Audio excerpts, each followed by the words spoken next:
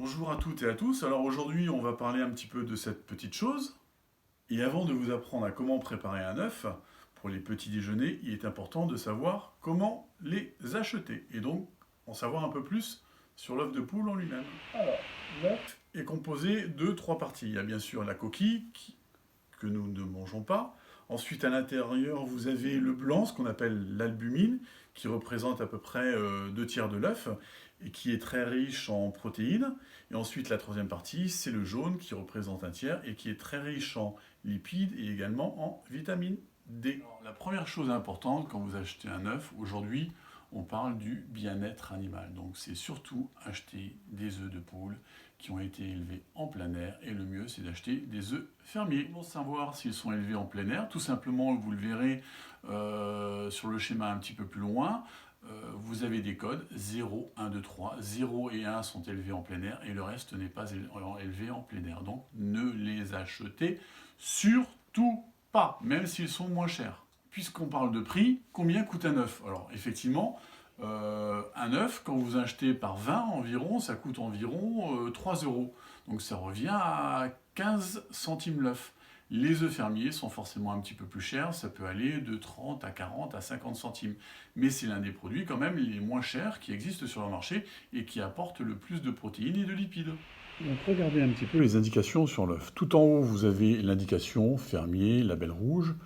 La DCR, ce qui veut dire date de consommation recommandée, il faut savoir qu'un œuf est valable 1 mois. C'est-à-dire que si le jour de la ponte a été le 1er mars, il sera consommable jusqu'au 30 mars. Au 1er avril, il ne faut plus l'utiliser.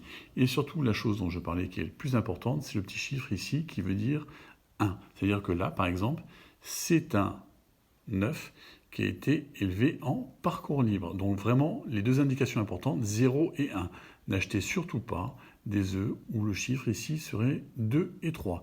Et FR veut dire France. Et ici, tout simplement, c'est le chiffre du producteur. C'est-à-dire que si un jour il y a un problème sur les œufs, on sait retrouver le producteur. L'œuf est un aliment qui est extrêmement sensible, et notamment sur les salmonelles.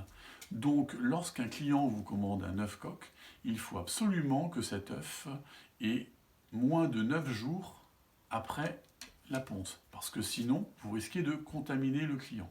Concrètement, si un client vous commande un œuf coq et que vous n'avez pas des œufs extra frais, proposez-lui à la place des œufs brouillés, une omelette, un œuf poché. Pourquoi je précise un petit peu? Parce que l'œuf coq est presque un œuf cru, et donc c'est là où les salmonelles se développent le plus. Je vois qu'un élève vient d'arriver en retard, bienvenue Nourrice. Donc ne jouez surtout pas avec la santé de vos clients, c'est comme pour le café et le déca. Quand vous n'avez pas de décaféiné, on ne fait pas un café en rajoutant de l'eau. Jamais.